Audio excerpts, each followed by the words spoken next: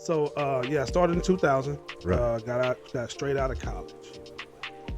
It's funny, Mr. Adams, who was my academic advisor at Prairie View, go Prairie View, PVU, but anyway, I was waiting to hear back from this one company I knew because my pastor through this youth ministry, he was the supervisor there, and he was about to help me get on, and I interviewed, and I was still waiting.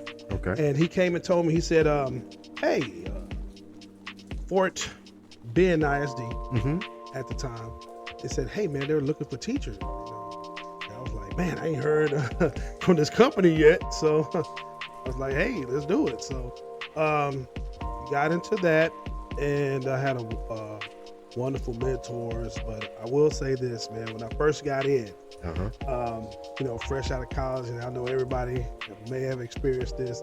So I come in, I'm like, hey, man, what I'm supposed to do? What I'm supposed to teach?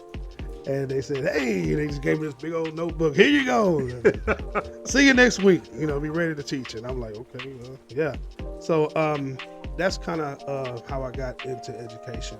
I was just given an opportunity, and I hadn't heard back from the job, and it just kind of just worked. And since I dealt with kids, and I just use that same energy that I'll talk about these teachers later, but that same energy that they gave me, I just put it together with my students, and just got after it. So that's kind of how that came about, how I got into teaching. But I will say this, loving teaching, doing it well. That particular company called me in November.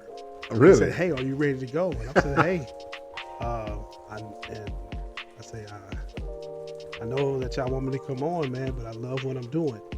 Now, remember I told you, the pastor that was part of that ministry that I was in, I said, man, are you crazy? You know how much money you passing up? Oh yeah. And it just felt like the right thing to do, and I just stayed in it, and just never. As you can see, I'm still doing it. Still doing it. And I love it. 23 years later. I love it. Love it. That's great.